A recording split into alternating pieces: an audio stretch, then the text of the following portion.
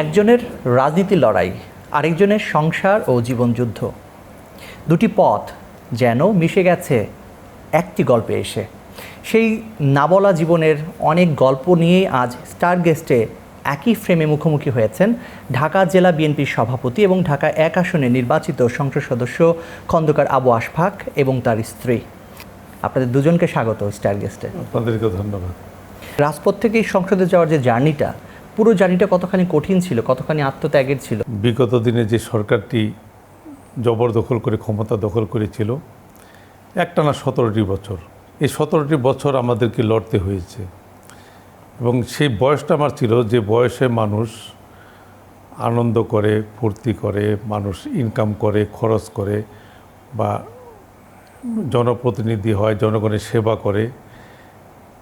বিশেষ করে 35-40 বছর থেকে 60-65 বছর পর্যন্ত তার ম্যাক্সিমাম সময়টাই একটি অগণতান্ত্রিক সরকার, শেখ হাসিনা সরকার আমাদের জীবন থেকে নিয়ে গেছে। আমাদেরকে জেলখানায় থাকতে হয়েছে, আমাদেরকে রাস্তাঘাটে পুলিশের পিটানো খেতে হয়েছে, আমাদের কোর্টের বারান্দায় থাকতে হয়েছে, আমাদের অন্যের ঘরে পাড়িয়ে থাকতে হয়েছে, নিজের বাসায় থাকতে পারিনি, নিজের ব্যবসার প্রতিষ্ঠানে বসতে পারিনি। এই যে যেখানে বসে আপনি ইন্টারভিউ নিচ্ছেন, এই বাসাটা খালি ছিল। তারপরও কিন্তু 4 বার পুলিশ ডিবি এসে এই বাসাটা ভেঙে ভিতরে তছনছ করেছে, জিনিসপত্র আসবাবপত্র সব ভেঙে চুরমার করেছে। আমাদের সন্তানরা এখানেই লেখাপড়া করতো। বড় মেয়েটা যখন স্কলাস্টিকা থেকে পাশ করে ও আমেরিকায় পড়তে গেল, তখন চিন্তা করলাম যে আমি তো বাসায় থাকতে পারি না, পরিবার একা একা থাকে। তখন বাধ্য হয়ে আমার সব পরিবারে 2019 সালে তাদেরকে আমেরিকা পাঠাতে হলো, যে অন্তত বাচ্চাগুলো লেখাপড়া করুক, মানুষ হোক। কারণ আমার জীবন তো এমনি শেষ, ওরা যদি কিছু ভালোভাবে লেখাপড়া করতে পারে, তাই এটি আমার জীবনের সান্ত্বনা। তার মানে রাজনীতি করেছেন আপনি একা, কিন্তু এই যে রাজনৈতিক প্রতিহিংসার শিকার হতে হয়েছে আপনার পুরো পরিবারকে, এবং আপনার পাশে যিনি বসে আছেন তিনি তো আপনার সেই দুঃখের একেবারে প্রত্যক্ষদর্শী, সাক্ষী। আমি এবার ভাবির কাছে একটু আসতে চাই। ভাবি, সংসারটাকে সামাল দেওয়া কতখানি কঠিন ছিল? সেই টাইমটা আসলে সত্যি বলতে সেই টাইমটা অনেক ডিফিকাল্ট ছিল আমার জন্য, কেননা আমার তখন স্কুল গোয়িং 3টা কিডস ছিল। মানে প্রতিনিয়তই সংগ্রামের মধ্যে দিয়ে যেতে হয়েছে। অনেক সময় অনেক ডিসিশন নিতে পারি নাই, তাকেও ফোনে অনেক সময় পেতাম না। সব কিছু মিলায় একটু মানে ডিফিকাল্টের মধ্যেই যেতে হয়েছে। আতঙ্কে ছিলাম, বাচ্চাদের নিয়ে অনেক সময় রাতে উনি থাকতেন না। দেখা যেত যে পুলিশ আসতো, নিচ থেকে গার্ড বলে দিত স্যার আছেন কিনা। শেখ হাসিনার জেল বলতে যেটা বোঝে, আপনাকে অসংখ্যবার জেলে যেতে হয়েছে, সেই অভিজ্ঞতাটা একটু জানতে চাই। পালে থেকেছি, ওরা বাসায় থেকেছে, বাচ্চাগুলো ছোটো ছোটো ছিল। এর মধ্যে যদি বাসায় আমি নেই, ছোটো বাচ্চা নিয়ে আছে, এর মধ্যে যদি পুলিশ এসে দরজা লাথানো শুরু করে, তাহলে পরিবেশ কেমন হতে পারে, আতঙ্কটা কেমন হতে এটা পারে। একটু ভাবির কাছে শুনতে চাই। ভাবি, এরকম সিচুয়েশনে আপনার আসলে কেমন মনে হতো যখন ঘরের দরজায় এসে পুলিশ কলিং বেল চাপতো কিংবা দরজা ধাক্কা দিত? এরকম তো আপনার অসংখ্যবার নিশ্চয়ই হয়েছে। আমি সেই সময় অনেক সময় আমি আমার রিলেটিভের সাথে কথা বলতাম, ফোনটা অন করে রাখতাম, তাদেরকেও বলতাম যে আমার মনে হচ্ছে একটু অন্যরকম মনে হচ্ছে আমার কাছে, তোমরা ফোনে থাকো আমার সাথে। সব কিছু মিলায় বাচ্চারাও অনেক ভয় পেত, বাচ্চারা এসে আমার সাথে শুইতে ঘুমাতো, আমি একা কোথাও রাখতাম না ওদেরকে। এমনও আতঙ্ক থাকতো যে আমি বাচ্চা নিয়ে যাব, রাস্তায় আমাদের উপর আক্রমণ করে কিনা, আমাকে না পেয়ে ওদের উপরে আক্রমণটা হয় কিনা, এমন আতঙ্ক তো থাকতো। ভাই যখন বের হতেন অনেক সময় ঘর থেকে, তখন কি মনে হতো তিনি আবার ঘরে ফিরতে পারবেন কিনা, এরকম দুশ্চিন্তা কাজ করেছে কি? হ্যাঁ, এরকম অনেক সময় এরকম অনেক দুশ্চিন্তা করেছি। নিচে গেলে মানে একদমই থাকতাম, খুব কনসিয়াস থাকতাম যে কোনো সাউন্ড হচ্ছে কি না, কোনো গুলির আওয়াজ পাওয়া যাচ্ছে কি না, বা যাচ্ছে কোথাও ঠিক মতো ফিরে আসতে পারবে কি না, এগুলো নিয়ে তো অনেক সময় অনেক ইয়ের মধ্যেই গিয়েছে। আসলে খুব ডিফিকাল্ট টাইম, ওটা আমি বলতে পারবো না আসলে এখন যে অবস্থায় আছি। ঘর থেকে যখন বেরোয় যে শব্দটা এভাবে না বলে ঘরে যখন আসি এ বলাটাই ভালো, কারণ ঘরে তো থাকারই সুযোগ হতো না, মাঝে মাঝে আসতাম। আমার বাবা মারা গেছে, আমি তখন জেলখানায়, আমাকে 10 ঘন্টার জন্য প্যারোল দেওয়া হলো। আমি বাসায় আসলাম, তখন আমার একটি ভাতিজা, তার 1 বছর বয়স, সিয়াম নাম। আমার সাথে পুলিশ, হাতে হ্যান্ডকাপ পরা। আমার 1 বছরের ছোট ভাতিজাটা আমার কাছে এসে বলল, চাচু তুমি কি চুরি করেছ যে পুলিশ তোমাকে ধরে নিয়ে এসেছে? এই যে অবুঝ সন্তানগুলির সামনে আমাকে হাত করাটা পর্যন্ত খুলতে দেওয়া হয়নি। আমি ঢাকা বিশ্ববিদ্যালয় এফিসলের ভিপি ছিলাম। আমাকে যখন এরশাদের আমলে কোর্টে আনা হতো জেলখানা থেকে, হাতে হ্যান্ডকাপ, পায়ে ডান্ডা বেরি, মানে চানাচুর বেসলে যেমন ঝনঝন শব্দ করতে করতে যায় না, এমনই শব্দ করতে করতে পুলিশের বেষ্টনীর মাধ্যমে মধ্য দিয়ে এরকম শব্দ করতে করতে আমরা আদালতে আসতাম। মা মারা গেলেন, মাকে কখনো টেক কেয়ার করতে পারিনি। মানে পুরো ফ্যামিলিটাই তছনছ হয়ে গেছে আমার কারণে। আমাদের আত্মীয় স্বজন সবাই আতঙ্কে থাকতো। পরিবার, আমার সন্তানটা, তারা সার্বক্ষণিক কিন্তু আমার টেনশনই থাকতো। আমার দ্বিতীয় যে মেয়েটা এখনও অসুস্থ, এখনও সে ঘুমের মধ্যে লাফ দিয়ে ওঠে। হঠাৎ যখন মনে পড়ে যে আমার বাবা কি জেলে, আমার বাবাকে কি পুলিশ ধরে নিয়ে গেল, বা আমার বাবাকে কি মেরে ফেললো, ও কিন্তু এখনও সিক। এই সরকারের পতন হয়েছে 2 বছর, এখনও ও সিক, এখনও ও আতঙ্ক, হঠাৎ ঘুম থেকে লাফ দিয়ে ওঠে। আমরা সবাই ভাবতাম অ্যারেস্ট হলে একটা জায়গাতে যাচ্ছে, থানায় থাকবে বা জেলে থাকবে, ভালো একটা জায়গায় সেফ থাকবে, ঠিক না? কিন্তু সেই তখনকার প্রেক্ষাপট সেটা ছিল না। মনে হয় এ তো গাড়িতে নিয়ে যাবে, ধাক্কা দিয়ে ফেলাই দিয়ে গুলি করবে, এই ধরনের ভয় ভীতি আমাদের মধ্যে ছিলই। এখনও মনে হলো তখনকার দিনগুলো যে কেমন, এখনও মানে খারাপ লাগে, অনেক শিহরিত হয়ে যায়। সংগ্রামপূর্ণ জীবন এবং এই যে জার্নি, সংসদে আসা, এর পিছনে আপনার পাশে যিনি বসে আছেন তার কতখানি অবদান আছে বলে মনে করেন? আমার পরিবার এবং বাচ্চাদের 100% স্যাক্রিফাইস ছিল। ওরা যদি সহায়তা না করতো, ওরা যদি স্যাক্রিফাইসটা না করতো, তাহলে তো আমি এত দূর আগাতে পারতাম না, আমি রাজনীতি ওইভাবে করতে পারতাম না। এবং ওরা কখনোই আমাকে রাজনীতিতে বাধা দেয়নি, বরং উৎসাহিত করেছে। কারণ এই দেশটাকে ভালোবাসতে হলে দেশের জন্য রাজনীতি তো জনগণের জন্য, এই জনগণের পাশে থাকতে কিন্তু ওরা সবসময় আমাকে উৎসাহিত করেছে। এর জন্য আমি এত দূর আগাতে পেরেছি। কথা আমরা আরও শুনবো, আপাতত একটা ছোট বিজ্ঞাপনে চলে যাচ্ছি। দর্শক, আমাদের কথা আরও চলবে, গল্প আরও চলবে। আপাতত একটা ছোট্ট বিজ্ঞাপন বিরতিতে যাচ্ছি, ফিরে আসি একটু পরে।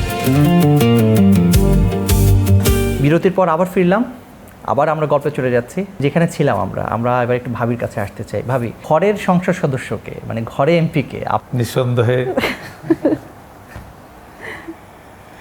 এটা তো বলাই বাহুল্য। কারণ আমি তো সংসার সম্বন্ধে জানি না, সংসার তো গড়ে তুলেছে তিনি। বাচ্চাদের ছোটো থেকে বড় করা, সংসারটাকে গোছায় রাখা এবং নির্যাতনের অংশীদার হওয়া, এটা তো কোনো জীবন না। এমনই তো জীবন কেউ কারো কাম্য হতে পারে না, কিন্তু থাকতে হয়েছে, এটি বাস্তবতা। বাচ্চারা সবসময় বলতো, মা বাবা কখন আসবে, বাবা কখন দেখবো। দেখা গেছে যে রাত 12টায় আসবে, সব বাচ্চারা জেগে থাকতো একদম। বেল টিপতো, সেটা আসতেন ঠাস ঠাস করে বেলের শব্দে আমরা বুঝে যেতাম উনি আসতেন। তো বাচ্চারা দৌড় দিয়ে যে বাবা, 3 বাচ্চা, কেউ পিছনে, কেউ গলায়, কেউ কোলে, বাবা বাবা করে, মানে খুব কোলে নিতেন সবাইকে। এসে হয়তো এত শর্ট টাইমে থেকে গেছে বাসায়, কোনটা বলবো না, অনেক কথাই রয়ে গেছে আর কি সেই সময়টা। তো মনে করতাম যে একদিন হয়তো বা আমরা অনেক ভালো একটা কিছু পাবো, এটা আমার মধ্যে সবসময় কাজ করতো। আর আমি পলিটিশিয়ানের ওয়াইফ হিসাবে আমি বলতে চাই যে প্রত্যেকটা পলিটিশিয়ানের ওয়াইফকেই মনে হয় একটু মানে ব্রড মাইন্ডের, অনেক ব্রড মাইন্ডের হতে হয়, সাহসী হতে হয়। হ্যাঁ, এবং অনেক স্যাক্রিফাইস করতে হয়, এটা আমি বিশ্বাস করি। দুটি মানুষের জীবনটা একটা পথে এসে মিলল কিভাবে? ওর এক ভাই ছিল আমার পূর্ব পরিচিত, তার মাধ্যমে ওদের বাসায় যাওয়া, দেখা হওয়া, একটু লুকিয়ে দেখা, প্রকাশ্যে দেখা, যা হয় আর কি, টিনেজে যা হয়। ভাবির কাছ থেকে এটা শুনতে চাই, ভালো লাগার কথাটা কে আগে বলেছিলেন? বলো। উনি বলেছেন আগে।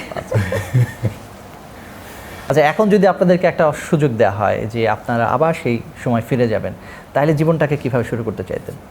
তো এখন তো মনে হয় এইভাবে করতাম ওভাবে করতাম, মানে একই মনে হতো, খুব যে ভালো কিছু করতে পারতাম তা না, মনে হয় না।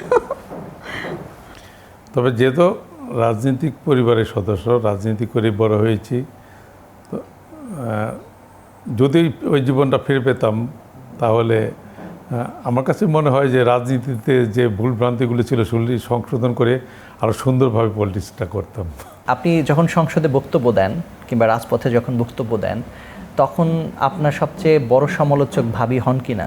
হ্যাঁ, আমি দেখি, আমি আবার অনেক সময় একটু চেষ্টাও করি কারেকশন করার জন্য, আবার অনেক সময় বলি যে তুমি বলার আগে আমাকে দেখাবা কোনটা ঠিক কোনটা না ঠিক, এটা আমি আগে করে দিব, তারপরে তুমি সেটা বলবা, এটাও বলি, বলে আচ্ছা ঠিক আছে। তবে গঠনমূলক সমালোচনা করলে সেটা তো অবশ্যই গ্রহণযোগ্য। আপনি ভাবির কথা শোনেন? যদি বলে যে এটা এরকম না হয় ওইভাবে বলতে পারতা? গ্রহণযোগ্য হলে অবশ্যই শুনি, না শোনার কোনো সুযোগ নেই। এটা শুধু ভাবি না, এটা যদি আমার দলেরও কেউ আমাকে গঠনমূলক কোনো পরামর্শ দেয়, আমি সেটাকে গ্রহণ করি। এটা আপনার দুয়ার কতখানি খোলা আছে আপনার আসনের জনগণের জন্য? আগে পরিবার আমাকে না পেয়ে মিস করতো, এখন কিন্তু পায়ে মিস করে। কারণ আগে এলাকায় তো তেমন একটা যেতে পারতাম না, আর এখন নির্বাচিত হওয়ার পর প্রতিনিয়ত এলাকা যেতে হচ্ছে। এজন্য জনগণের যে সাথে যে আমাদের একটা আত্মার সম্পর্ক হয়ে গেছে, সেই সম্পর্কটা আমরা কন্টিনিউ করে যাচ্ছি এবং জনগণের পাশে থাকতেছি, এটি বড় জিনিস।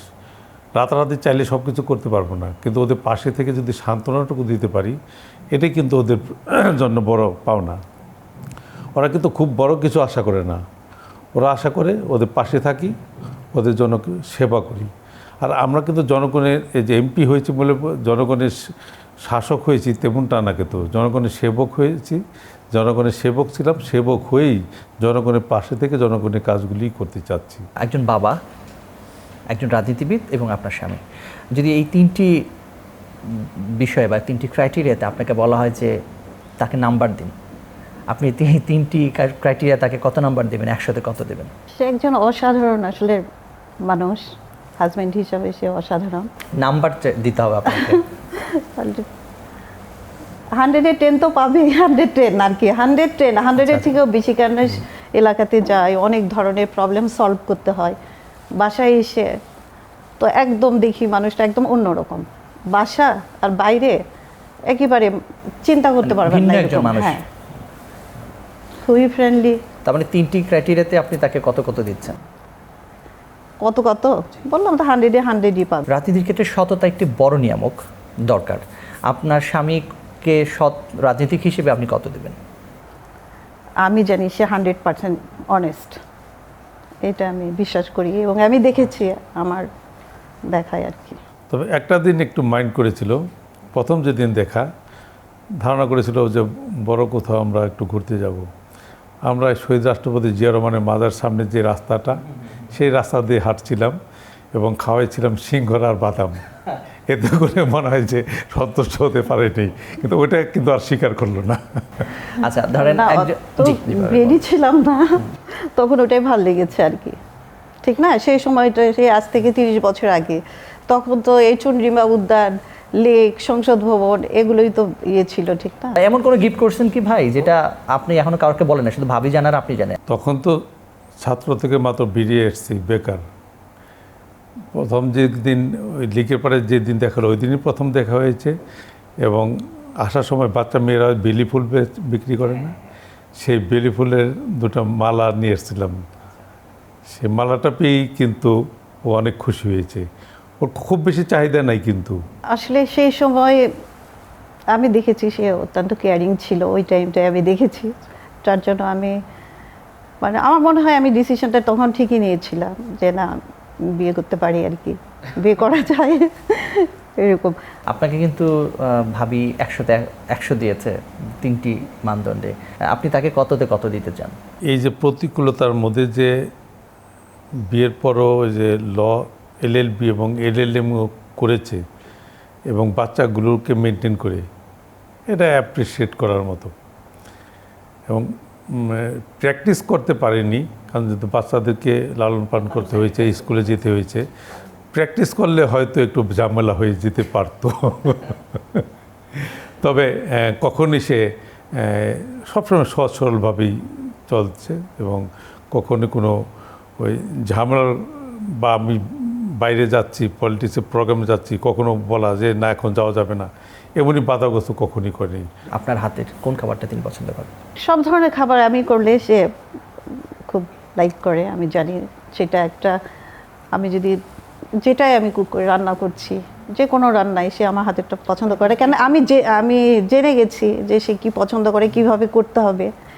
রিচ খাবার খুবই কম পছন্দ করেন আর কি, ছোটো মাছই পছন্দ করে। অনেক সময় ক্ষীর পায়েস, যেটা একদম দুধ দিয়ে ঘন দুধ দিয়ে একদম ইয়ে হবে, এই ধরনের পিঠা। হ্যাঁ, আমি একবার নারিকেল তেল দিয়ে পিঠা, মানে বিয়ের আগে এটা অবশ্য, উনি আমার বাসায় গিয়েছেন আর কি, তো আমি নারিকেলের তেলের মধ্যে পিঠা ভেজেছিলাম। তো বলে যে আমাকে বলে কি তোমরা কি নারিকেল দিয়ে পিঠা খাও, নারিকেল তেলের মধ্যে পিঠা খাও নাকি, এরকম আমাকে একটা কথা জিজ্ঞেস করেছিল।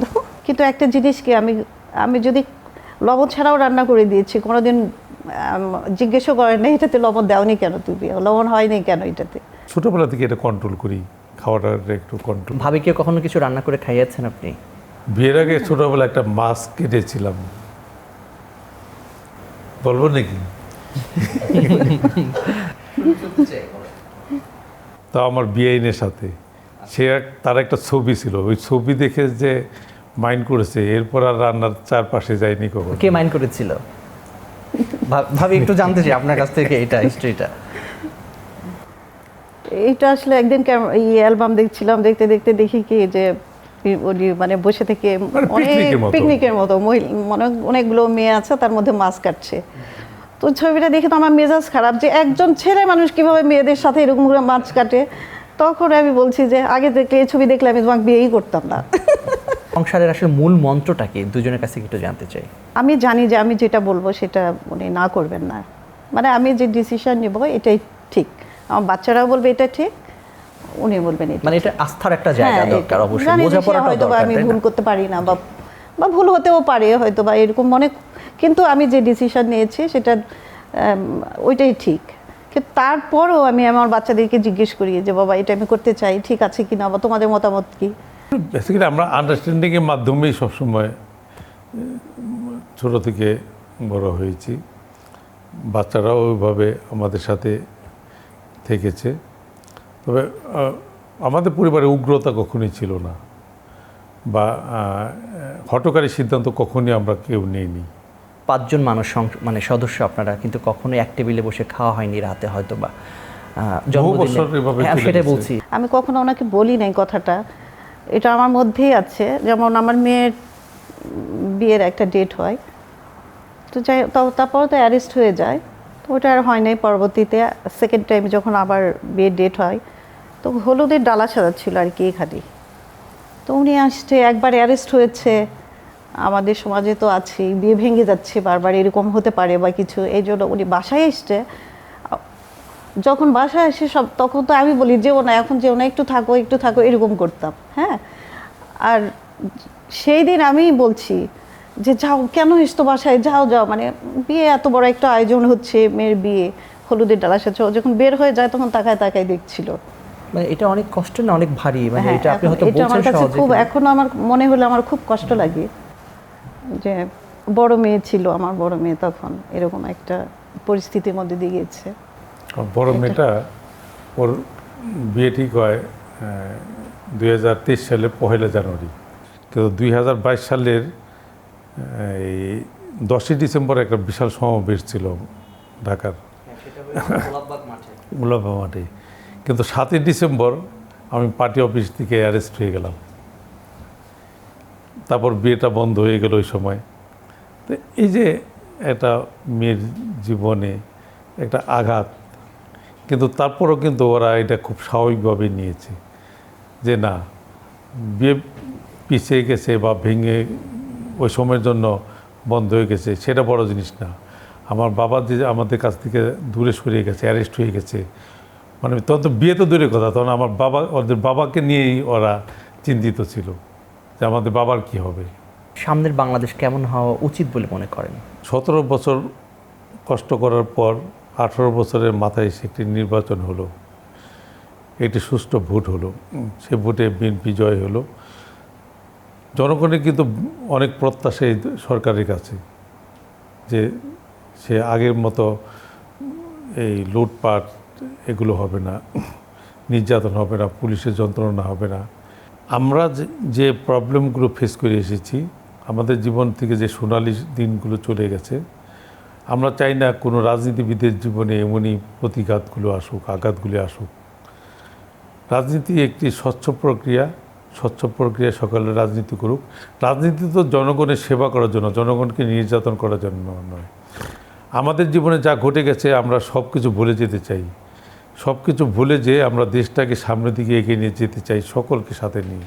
এমনই একটা বাংলাদেশ হবে ইনশাল্লাহ, যেটাতে প্রত্যেকেই ঘরে ঠিকমতো, এরকম পলিটিশিয়ানের ওয়াইফেরা ঠিকমতো ঘরে ঘুমাতে পারবে, বাচ্চারা ফ্রিডম চলতে পারবে, স্কুলে যেতে পারবে, ভালো লেখাপড়া হবে এবং সত্যি কথা বলতে পারবে, গণতন্ত্র থাকবে দেশে, সব কিছু নর্মালি একদম স্মুথলি চলবে, কথা বলতে পারবে, এরকম একটা বাংলাদেশ চাই। পরবর্তী প্রজন্ম রাজনীতিতে আসুক, বাংলাদেশের রাজনৈতিক অঙ্গনে আসুক, এরকম আপনাদের প্রত্যাশা আছে কিনা, কিংবা চান কিনা মা হিসেবে? ভালো কিছু করতে যদি চায়, বাচ্চারা যদি করতে পারে, সেটা ফিউচারে দেখা দিবে। এখন ভাবছি না এইসব নিয়ে কিছু আর কি। ওদের শরীরে যেহেতু রাজনীতির রক্ত বইছে, এর থেকে কি বেরোনো সম্ভব? যাক, আমরা উত্তরটা পেয়ে গেছি। তো শতাই হোক আপনাদের এই যুগল পথ চলা। আপনাদেরকে অসংখ্য ধন্যবাদ আমাদেরকে সময় দেওয়ার জন্য। আপনাকেও ধন্যবাদ।